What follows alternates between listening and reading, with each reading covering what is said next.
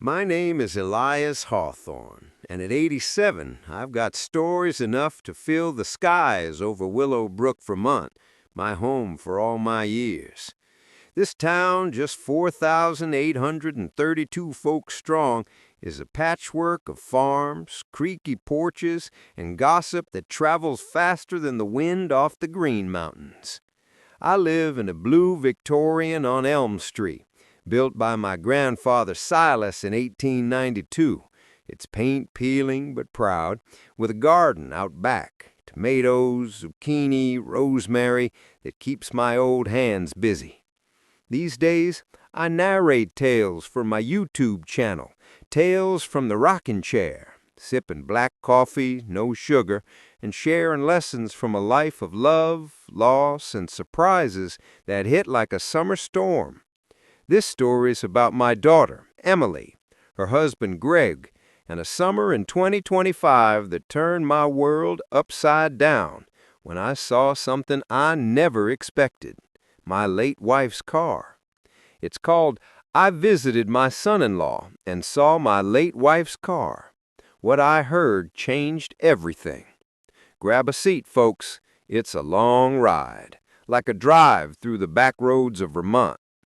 Willow Brook's a place where time lingers, like dew on morning grass. The air carries pine and wood smoke, and the Green Mountains stand watch, their peaks dusted with summer haze. My Victorian house creaks with every step, its wraparound porch my evening haven, where I rock in a chair older than most of you, watching fireflies flicker. Inside, the parlor's a museum of memories. Photos on the mantel, Martha, my wife, in her 1950 wedding dress, her smile brighter than a July noon. My kids, Robert, Sarah, and Emily, as muddy-kneed rascals, and grandkids I ache to see more. Mornings I'm up at dawn, brewing coffee in a pot from 52, its handle worn smooth. I tend the garden, arthritis nagging my knees, coaxing tomatoes to ripen, whispering to them like Martha did. Afternoons, I tinker in the garage, old clocks, radios, relics from my days running Hawthorne's Electronics, sold in 2005 after Martha passed. Evenings, I record these stories, my voice gravelly but steady, for folks who find comfort in an old man's tales. Neighbors like Mrs. Jenkins bring casseroles, and the postman, Timmy, lingers for war stories. But nights are quiet, a house echoing with absence.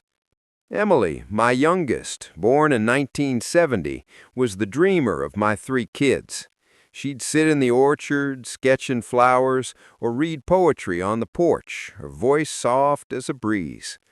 Martha taught her to bake bread, and I taught her to fix a bike, her small hands eager.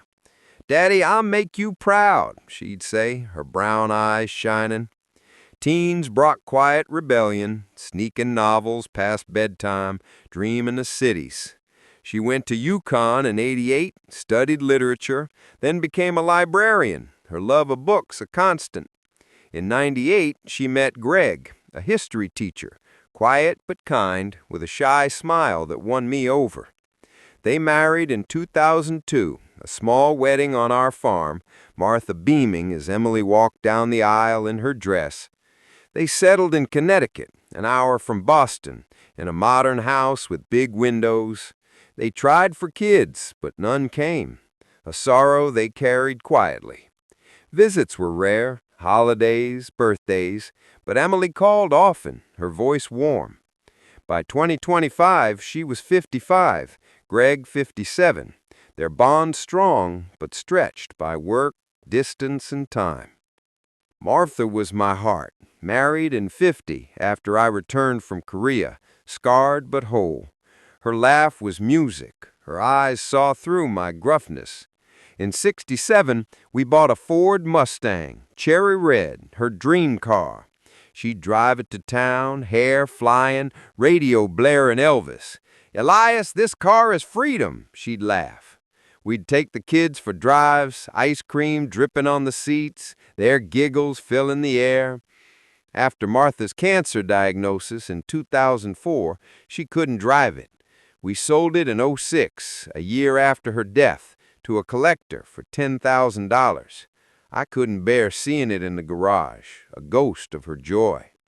The money went to medical bills, but I regretted the sale, a piece of her gone. I kept a photo, Martha leaning on the Mustang, smiling, and tucked it in my wallet, a talisman of our love. Summer 2025 was warm, the kind that makes you crave open roads. I hadn't seen Emily since Easter, and I missed her voice, her laugh like Martha's. Greg was always polite but distant, buried in grading papers. I decided to surprise them, driving my old pickup to their Connecticut home, an hour from Willowbrook. I packed a cooler, Martha's bread recipe, a pie, and hit the road, the Green Mountains fading in my rear view. Their house was modern, all glass and angles, in a tidy suburb. I pulled up at dusk, the sky pink, and parked across the street, stretching my legs. Then I saw it, Martha's Mustang, cherry red, gleaming in their driveway. My heart stopped. The same chrome trim, the same curve of the hood. I checked the license plate, different, but it was her car. How? Why? My hand shook, memories flooding. Martha's drives, her hand in mine. I crept closer, questions burning. As I neared the gate, I heard Greg's voice, low and tense on the phone from the porch. She can't know yet. It's a surprise. I've kept it secret. My stomach twisted. Who was she? Emily? Someone else? Was the card tied to a betrayal? Maybe an affair? Martha's memory felt tarnished. I hid behind a hedge, heart pounding, feeling foolish but driven. Greg continued. It cost a fortune, but it's worth it for her. Her? Emily? Or another woman? My mind raced to dark places. Greg hiding something, the car a clue. I stayed, listening, but he hung up, going inside. I drove to a motel, unable to face them, my mind a storm of doubt. Was Greg dishonoring Martha's memory? Was Emily complicit? I clutched Martha's photo, whispering, "What's happening, love?" Sleep evaded me. At dawn, I drove back, parked a block away, watching Greg leave for work. The Mustang sat there, mocking me. I called Mr. Hargrove, my lawyer since '82, his office a familiar clutter of books and pipe smoke. "Elias, what's got you rattled?"